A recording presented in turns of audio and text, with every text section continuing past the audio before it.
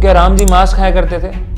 आज की वीडियो में पता लगा था। तो ये कंट्रोवर्सी सबसे पहले 2016 में उठी थी और उस समय काफ़ी सारे लोगों ने इस पर वीडियोस भी बनाए थे और अभी फिर से राम जी को टारगेट किया जा रहा है, और वो भी ऐसे समय पर जब राम जी के सबसे बड़े उत्सव की तैयारी पूरे भारत में चल रही है। लेकिन फिर भी चलिए आज हम इस कंट्रोवर्सी के बारे में एक अच्छे पर्सपेक्टिव से समझते हैं और बहुत ही जल्दी से हम लोग इसके बारे में जानते हैं कि ये क्यों इसको लोग कह रहे हैं। तो ये श्लोक है रामायण के अंदर, जो कि अयोध्या कांड 52 सर्ग 102 वर्ड्स के अंदर आता है। और इस श्लोक को कोट करते हुए एनसीपी के लीडर जितेंद्र अवध, जो कि अपने आप को राम जी का फॉलोअर बताते हैं, वो कहते हैं कि भाई मांस खाने में क्या दिक्कत है, राम जी भी खाते थे, तुम लोग राम जी को जानते नहीं हो, मैं जानता हूँ। तो पहले इनके लिए मैं एक वीडियो दिखा देता हूँ आपको, श्री रामभद्राचार्य जी का, जिन्होंने इसके ऊपर अपना क्लैरिफिकेशन दिया है।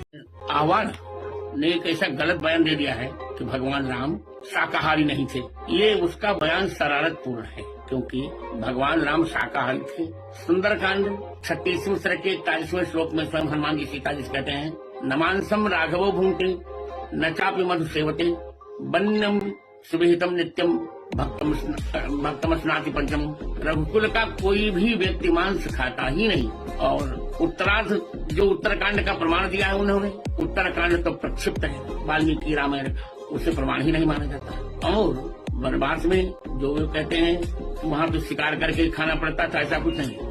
वन में कंदमूल फल तो होता ही था और भगवान राम कंदमूल फल ही खाते थे।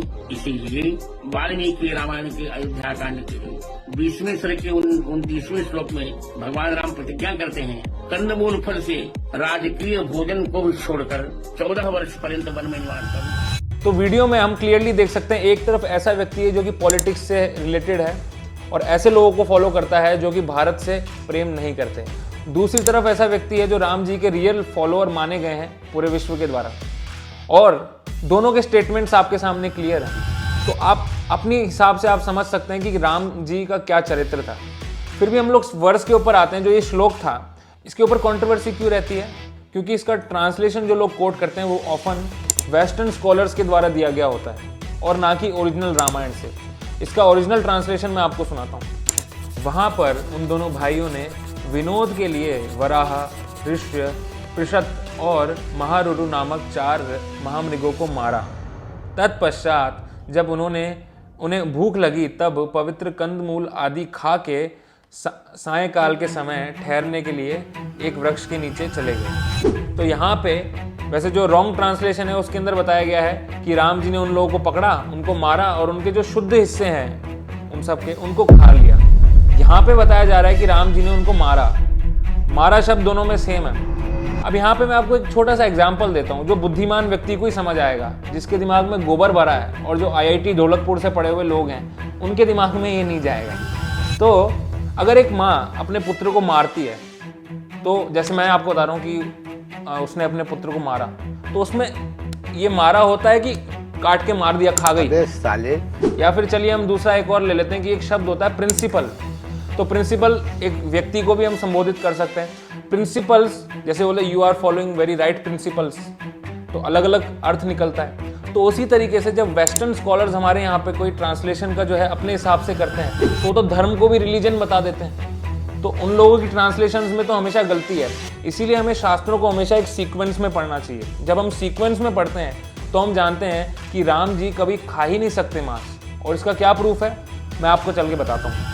रामायण के अंदर वनवास में जाने से पहले अयोध्या कांड सर्ग 2 वर्ष 29 के अंदर राम जी अपनी माता कौशल्या से कहते हैं, मैं राजभोग्य वस्तु का त्याग करके एक मुनि की भांति शहद, कंदमूल एवं फलों से ही जीवन निर्वाह करता 14 वर्षों तक निर्जन वन के अंदर निवास करूंगा। तो वनवास जाने से पहले राम जी ने प्रतिज्ञा की थी कि मैं कभी भी इस प्रकार का कोई भी चीज जो है कभी नहीं खाऊंगा। और ये रघुकुल की रीति रही है, जो भी राजा हुआ करते थे कभी भी मीट नहीं खाया करते थे, कहीं पे भी रेफरेंस नहीं है।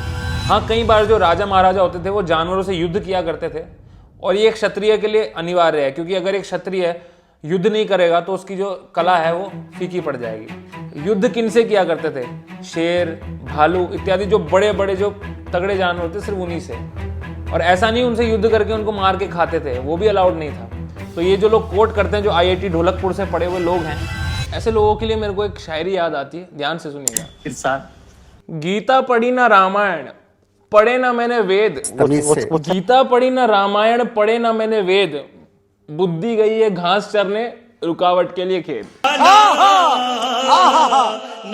आगे एक और श्लोक आता है जो कि हनुमान जी ने कहा है, और हनुमान जी उसमें सीता जी से कहते हैं, और ये श्लोक तब का है जब राम जी वनवास के जब लगभग एंड पे थे।